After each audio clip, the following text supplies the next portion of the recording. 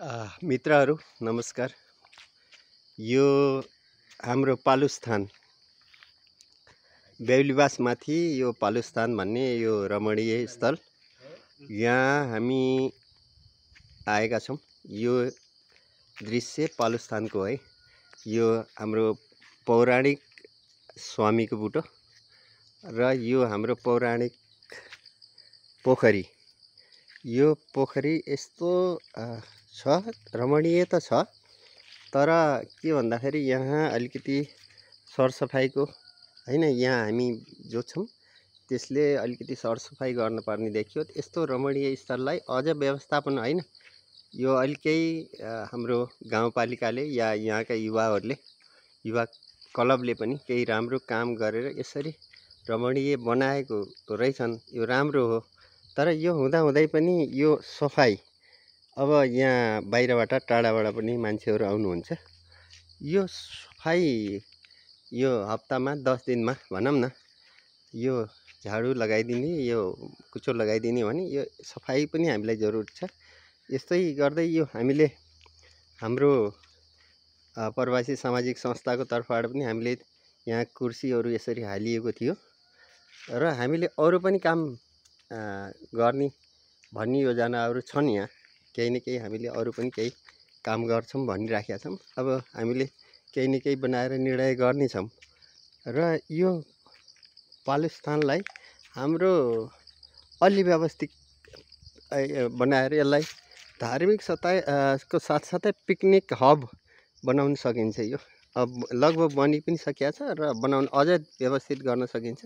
त्यसको लागि हामीले अलिकति यहाँको युवा या यहाँको यहाँ बस्नेहरूले अलि यसलाई सफाइको व्यवस्था पनि गर्नुपर्ने भयो। यो अहिले यसरी हटहरू बनाएर हैन, यसरी हटहरू बनाएर यस्तो राम्रो गर्ने व्यवस्था त भइराखेको रहेछ र यसरी हट बनाउँदाखेरि अझै राम्रो व्यवस्थित गरेर हामीले हट बनाउनु पर्छ र यसरी बस्ने व्यवस्था यसरी बनाइएको रहेछ हैन। यो पनि एकदम राम्रो छ।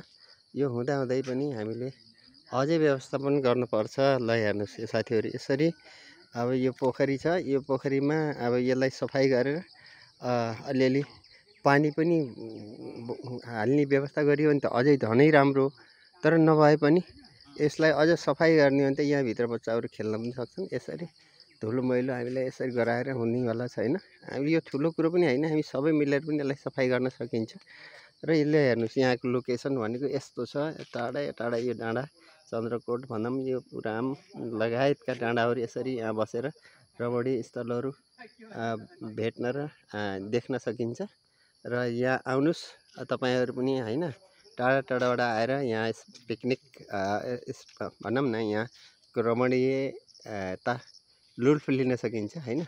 त्यसरी हामीले यसलाई व्यवस्थापन गर्नुपर्छ। यो पौराणिक भनौँ न, हामी आफै 50-60 वर्षको भयो। हामी 60 वर्ष पहिले पनि यस्तै थियो यो स्वामीको बुटो। अब यो स्वामीको बुटोमा हामी झुन्डिएर हुर्किएका मान्छेहरू होइन।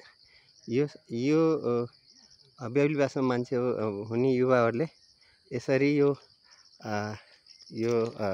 स्वामीमा झुन्डिएर यहाँ खेलेर, यो पोखरीमा भलिबल खेलेर बिताउनुभएका हाम्रो भाइहरूले पनि आफ्नो आफ्नो ठाउँबाट यसलाई आर्थिक नैतिक भौतिक सहयोग गर्नुपर्छ। र यहाँको स्थानीय सरकारले पनि यसलाई केही लगानी लगाएको रहेछ है, राम्रै गरेकोलाई हामीले राम्रो गरेको भन्नुपर्छ होइन।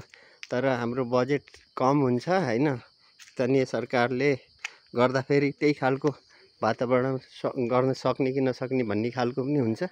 र यस्तोरी यहाँ हाम्रो युवाहरू बल खेल्ने नेट पनि छ, यहाँ बल पनि खेल्ने एउटा वातावरण रहेछ। र साथको साथ यहाँ एउटा भगवतीको मन्दिर पनि छ पालुस्थान। यो मन्दिर पनि राम्रो छ, सुन्दर छ। यसलाई अझ व्यवस्थित बनाएर यसलाई चार कोणाबाट दिवार लगाएर अझ राम्रो बनाउन सकिन्छ र यसलाई हामी सबै मिलेर बनाउनु पर्छ। र यो माथिको यो पालुस्थान, यो यहाँको ढुङ्गाहरू, यो बेहुलीबास यही पालुस्थान, यी ढुङ्गाहरूले गर्दा भएको भन्ने छ। यो कुनै दिन बेहुला बेहुली यहाँ आउने र यहाँ बस्ने गरेर बेहुलीबास भएको भन्ने किंवदन्ती छ। अब त्यो वास्तविकता के हो हेर्नुहोस् साथीहरू, यो यस्तो रमणीय स्थल छ। यताबाट यसरी हेर्ने हो भने यो बोक्रीतिरको यो उरामको चिउरी खाल्टो डाँडा र यतापट्टि यसरी हेर्दाखेरि यो अब यो चाहिँ नि कालीपारतिर आर्मिनी भनौँ। यसरी हेर्दाखेरि यो चाहिँ नि उसको चन्द्रकोट या भरमा निकर्कातिरको डाँडाहरू यसरी एकदम रमणीय छ साथीहरू। यसरी यताबाट हेर्दाखेरि हामीले हाम्रो यताको बजार भनौँ यो हातेमालो चोक पनि यसरी यहाँबाट देख्न सकिन्छ। मित्रहरू, यसलाई हामीले राम्ररी लगानी लगाउनुपर्छ है।